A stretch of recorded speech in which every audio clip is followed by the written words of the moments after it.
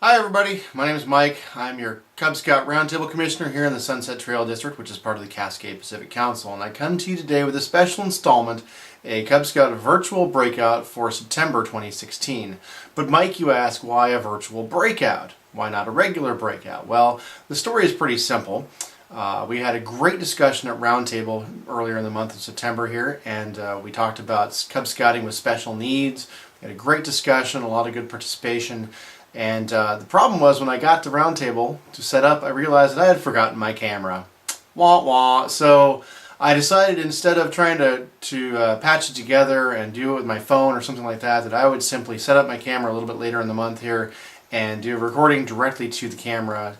Talk to you specifically for those of you who are on YouTube looking to understand what we presented, what we talked about at September Roundtable. So this is my effort to recreate that conversation as best I can.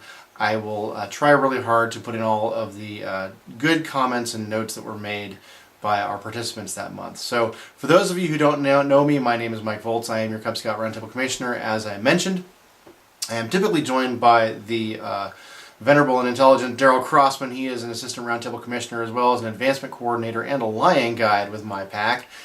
He is my partner in crime, and some call him my Scout spouse. We are also often joined by the fantastic and handsome Chris May. He is an Assistant Roundtable Commissioner with our district as well as a Cub Master with Pack 888 here in Sunset Trail. He has some great ideas, and if you're not aware, we just finished up our planning for the program year of 2016-2017. I'll go ahead and put the graphic on the screen here for you to peruse. We've got some great topics coming up in the future months. Chris is going to be doing a Dutch oven cooking cook-off out in August of 2017. I'm really looking forward to that. Daryl's going to be talking about internet advancement here in, I believe it's November. That's kind of Daryl's bailiwick, if you will, and we've carved off some time for him primarily because, please take note, PAX here in Sunset Trail especially and Cascade Pacific Council, internet advancement is going to be required. Coming as of, I believe it's March 1st, 2017. You will no longer be able to fill out a paper form and hand stuff in, so that's going to be a big one. Next month here at Sunset Trail, we're going to be talking about how to welcome new families into your packs. Hopefully you've all had some great recruitment seasons here in fall of 2016, and we're going to talk about some of the effective ways to welcome those new families that you've just brought in. There's a lot of other great topics you can see throughout this program here. We hope to see you at Roundtable. And we hope to have those great discussions.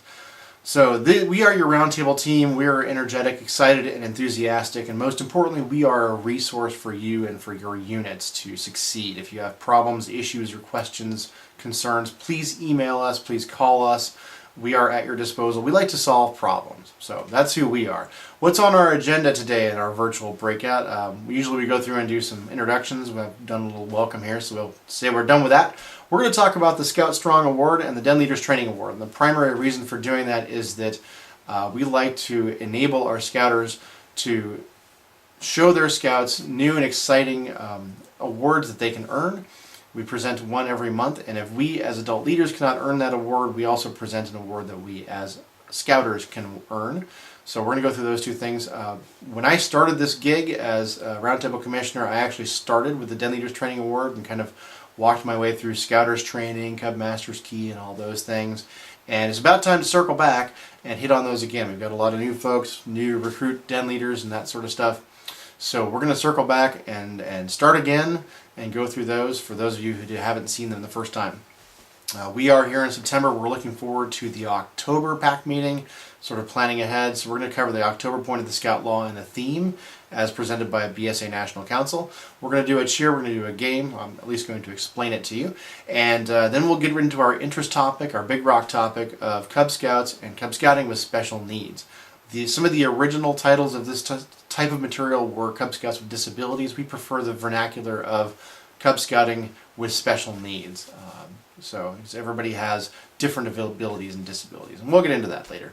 And we'll wrap it up with final thoughts and resources. So without further ado, here we go. The Scout Strong Healthy Unit Award is fairly new. I believe it was introduced back in the first half of 2015, about the same time as our advancement program change.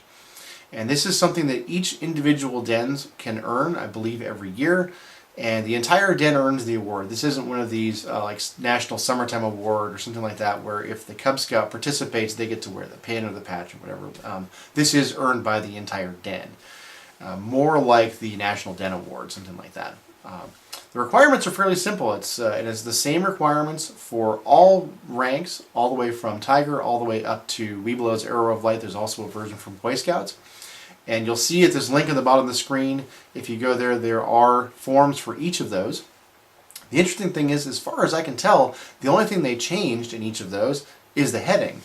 Tiger Den, Wolf Den, Bear, Weebelow's Arrow of Light, or Boy Scouts. Everything else is exactly the same. So make sure you fill out the right form, I guess. It's a progress form, essentially. I don't know if you need to actually take that down to your council office, your scout shop, if you will, to buy the patch. I'm not sure.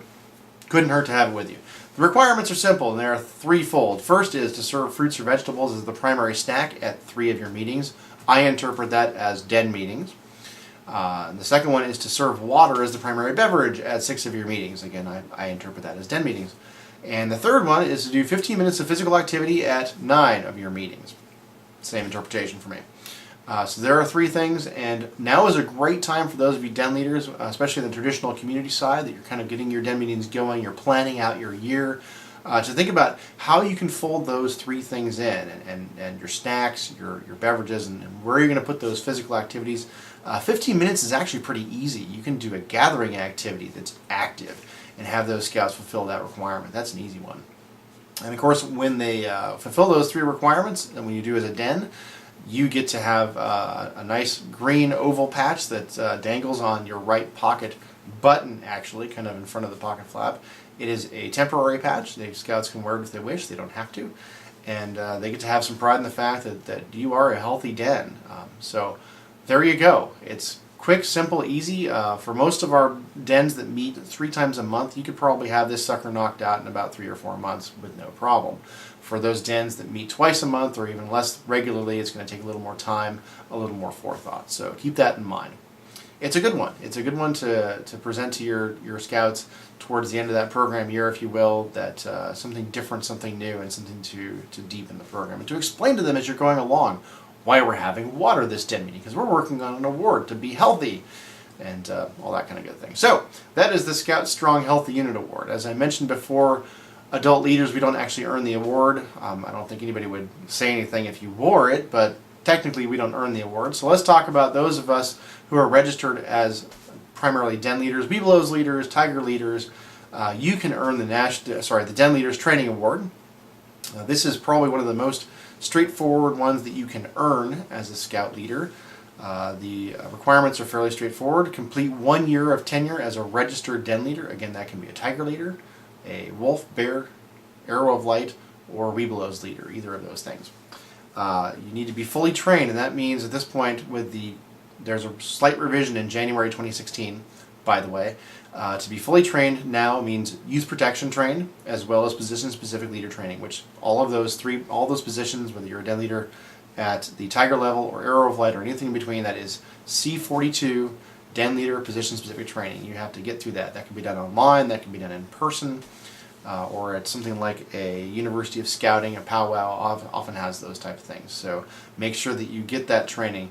That's really the nuts and bolts, that training of how to be a den leader, how to plan den meetings, how your den meetings should progress, that sort of thing. So get that under your belt. And then finally, that section of fully trained is to engage with your district and or your council at things like Roundtable for 4 times throughout this year, this 1 year of tenure that you're claiming, or go to University of Scouting or powwow or whatever your council, your district has to offer you. Here in Cascade Pacific Council, we have University of Scouting once per year in November. It's a great program. Actually, this month, this year it's in October. I had changed the date a little bit. We'll talk about that a little bit later. But university usually comes around once a year for most programs, for most councils. So know that Roundtable, we're here every month. We're here each and every month for you to come and learn something new. And if you come 4 times throughout that year that you're claiming as your tenure as a den leader, you have qualified. You are done. You can check that off. Finally, there are a set of performance goals, and this is, again, slightly modified from the previous version, which I believe was dated 2012, 2013, something like that. The January 2016 edition has 10 performance goals. You need to finish 5 of those things, and they are pretty straightforward, like having an assistant den leader, and those assistant den leaders are active with your den. I want to make a note on this one. I don't see the word registered here. If you have a parent that comes and helps you out and you throw ideas around with and you have them maybe lead a song or a game or something like that, I'm going to call that an assistant. You're good to go. Have a den chief. Den chiefs are fantastic. Contact, make a connection with your local troops and ask if you can have a den chief. They love that because they're creating a conduit between a potential recruit and their troop. And for you, you can farm a lot of stuff off to your den chief for running a game, running an activity, having a station, doing something. And it's also great to have that positive role model for your Cub Scouts. Other requirements: graduate at least 70% of your den to the next level. Did they earn their rank advancement? Lead a den service project. That's an easy one. This does not have to be an Eagle Scout service project, guys. You can have your scouts walk around your school or your park for half an hour, 40 minutes and do a litter cleanup, something like that. That's a service project, maybe even 20 minutes. Publish a den meeting and activity schedule for your families. It's always good to have that communication with your den families, more than just a day or two before. Hey, den meeting on Wednesday. What are we going to be doing next week, next month? That sort of thing. Participate in camp, whether it's day camp or resident camp with your den. You should be going to camp with your den, guys, if at all possible, and get your scouts to camp in the summer. A good one is to complete BALOO training, Basic Adult Leader Outdoor Orientation. This is for Cub Scout leaders. It's required to go camping with your Cub Scouts, whether it's pack camping, family camping, or Weebelow's den camping. You need to have at least one person who's BALOO trained. I recommend 3, just in case somebody gets sick, somebody else has to go to the hospital. These things happen sometimes. You'll at least have one person left, hopefully, that's BALOO trained. BALOO is a great training, by the way. Participate in family camp. I just mentioned going camping with your pack or your families or whatever.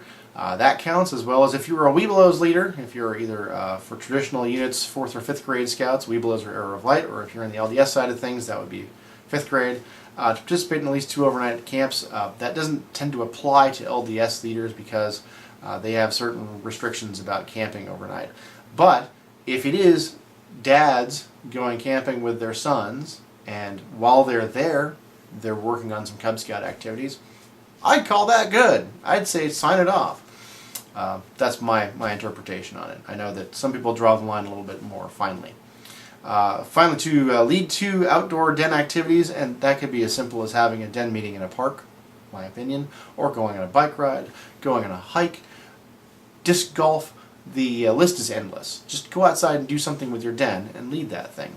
And then finally, to hold a monthly planning meeting with your assistants. If you do have that assistant, whether they're registered or not, give them a phone call, have an email thread or whatever, or sit down with them once a month and say, okay, what are we going to be doing next month? What are our plans? What do you want to teach? What should I teach? Who should we bring in? Special guests, things like that. At the bottom, there's a link to the 2016 version of the progress record for the Den Leader Training Award. You can print that to your heart's content, email it to your friends, your family, and more importantly, your fellow Scouters. So that is the Den Leaders Training Award. Do note that as you progress, like for instance, you're a traditional unit den leader and you start as a tiger leader, and you progress through, you can, as you earn this in successive years, you get little devices that you can put on the blue knot. It's a gold knot on a blue background. The devices are very small, but they indicate that you've earned this multiple times. There's a Tiger version, a Cub Scout version, and a Weebelow's version. So know that that's available to you. If you earn this multiple times, you get to have those devices and indicate that, hey, I've been doing this for a while. So, and you'll see that sort of thing further on later with the Scouters Training Award and the Scouter's Key, which breaks down to the Cub Master's Key, Scout Master's Key, all that stuff. So keep that in mind. And just make sure when you get to the Scout Shop, if you've earned it the successive time, you let them know, hey, there are some devices back there. I earned it for Tiger and Weebelow's or whatever. Typically, you don't get the device the first time around. You get the device the second time. So we don't stack these knots on our uniforms 4 high. All right. Also be aware that there has been, over the past about 4 years ago or so, a consolidation of multiple awards which existed prior to 2012. And it used to be, you'll see here in the graphic, the orange and black was the Tiger Cub Den Leader Award back when it was Tiger Cub. And then the gold knot on the blue background was the Wolf Bear Den Leader Award, and then the gold knot on the gold background was the Webelos Den Leader Award. Those two on the exterior, the Tiger Cub and the Webelos, were retired, and all of those requirements, all of those things were consolidated into one. So, first of all, if you are a scouter and you've earned one of those awards in the past, you can still wear those. I personally would encourage you to wear them. You've earned it. You've earned the right to wear those knots. Be proud of the service that you provided to your scouts and your unit. On the flip side, if you see someone with one of those awards, recognize that they have put a lot of time and energy and service, they've been doing this for a while, into scouting. That's their thing. Don't harass them about wearing a retired knot patch. I actually saw this happen once, and I couldn't believe it, actually. The rule with Boy Scouts of America National Council is, and it always has been, that if it was ever valid to wear on your uniform, it is always valid to wear on your uniform. There are extraordinarily few exceptions to that. You can go out to eBay or find at a garage sale an old green wool uniform and still wear it. Those are still valid. I had an assistant cub master that had one of those when I was a youth in a troop, and it was kind of cool. And it was a very warm, scratchy uniform, I remember that he had. It was impressive. So anyway, that's the Den Leaders Training Award. Please be aware of those things. And for Cub Masters and committee chairs, please encourage your Den Leaders to work towards those requirements, to complete those things. We like to recognize our leaders for their commitments, their jobs that they've done well over the past, whenever they've been registered. And again, that one only takes 1 year of tenure to complete. So, Den Leaders Training Award. Moving on to, we are in September, we're looking forward to October. The October point of the Scout Law, as defined by BSA National Council, is kind. Kind is a good one. It's really easy for our Cub Scouts to wrap their brain around. But there are some good points here that we can sort of instill a different angle on kind for our Cub Scouts. A Scout knows that there is strength in being gentle. It's a good way. You don't always have to be, the strongest kid, the biggest rock, throwing the farthest. There's a lot of strength in being kind and being gentle.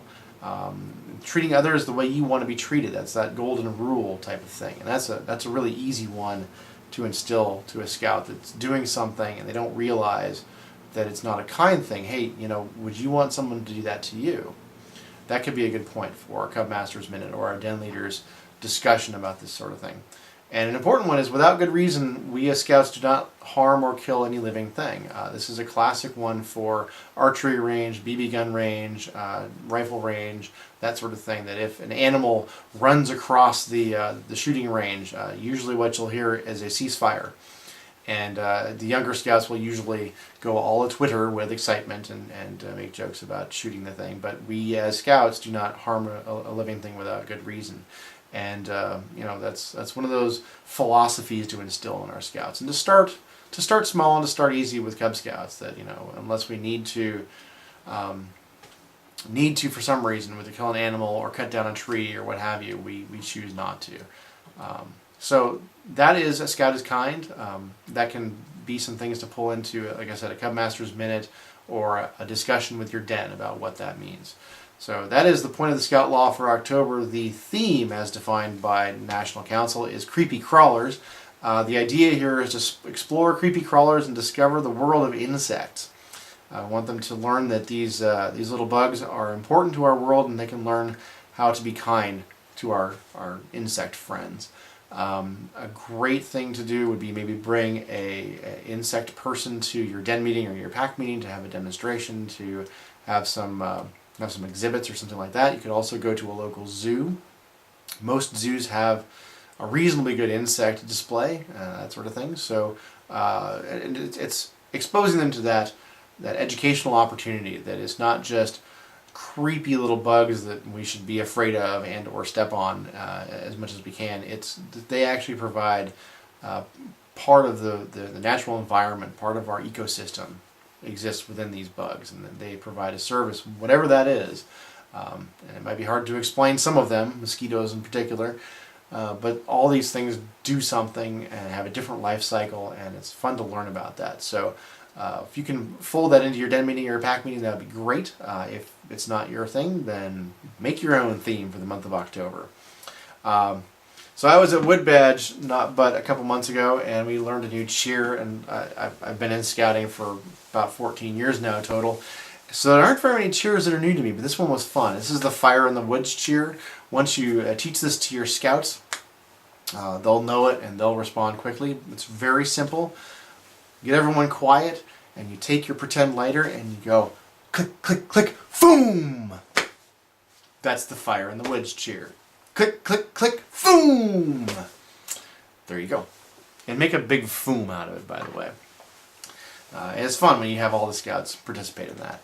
A game, this is a good gathering activity, and it's kind of gets a little bit of physical things in there. We'll talk about some of the ways to get our Cub Scouts engaged and active, and how that can help focus some of our scouts in just a few minutes. This one I also learned at Wood Badge. I'm bringing a lot of stuff back from Wood Badge. If you haven't been to Wood Badge, I encourage you to go. It's awesome. Zulu Toss. And there's a link on the bottom to give you, I believe, the rules. The rules are fairly simple. You want people to be in a circle. This works well with 6, 10, 12 Cub Scouts. We tried it as a gathering activity at our join night, but a couple weeks ago, and it was a little bit unwieldy with, I believe we had about 20 Cub Scouts in a circle, but it was fun, you know, and they did their best, and it was a good exercise. But the idea is everyone starts with their hands up, so everyone can see that, you know, they have not received the ball yet, and everyone's kind of equidistant around the circle, maybe shoulder width apart, you know, spread your arms out or something like that. Depends on how many you have. Experiment, find out what works for you. And then whoever's running the game gives a ball. I recommend something like not a really hard baseball. Start with something like a juggling ball, or maybe a wiffle ball, even if you have tigers. Something that is easy to throw, easy to catch, for starters at least. And give that to one of the scouts to begin with. And of course then he has the ball in his hands, and he chooses somebody probably across from him to throw it to. And then that first scout puts their hands down. The next Cub Scout to receive the ball, hopefully they'll catch it, and they will then toss it to somebody else who has their hands up, and that scout will put their hands down, and repeat and repeat and repeat until all the scouts have at least received the ball once from somebody and then thrown it to somebody else. And whoever's last throws it back to the first person who received it, and then you have a pattern. The goal is to always throw the ball to the same person you threw to last time. Always. So it becomes a pattern. And the scouts will giggle and joke, and maybe they'll drop the ball and you can start again. But what really makes this interesting is when you assign someone to run this game, whether it be a den leader or a den chief, or maybe an older scout, an older Cub Scout, something like that, maybe just a parent, whatever, is to start giving that first scout in line, if you will, another ball, another thing to throw, maybe a ping pong ball, a football. Mix it up a little bit. Again, make it something that they can throw that distance, however big the circle is. We had a wiffle ball, a baseball, a bunch of other things, and then we ended up by kicking a soccer ball around with our feet in a different pattern, and it was absolutely hilarious. And again, to whenever there's an obvious point where the game kind of falls apart, balls are dropped, start again. Do a different thing. Mix people up a little bit. The nice thing about this game is that you can pull scouts in as they arrive. Usually a Zulu toss round will last, maybe 30, 45 seconds, especially with Cub Scouts. It's not going to be a very long thing. Again, link at the bottom of the page here will give you the rules. I think I hit everything. It's simple. All you need are balls to throw around. And we had, like I said, all kinds of different balls. I brought baseballs, and my partner said, no, we're not going to do baseballs. These are Cub Scouts. Some of them are really young. So, again, an element of judgment is necessary. So that is the Zulu Toss game. All right. So that's the introduction. Those are our recommendations for this month. We hope that you find something good there that you can use.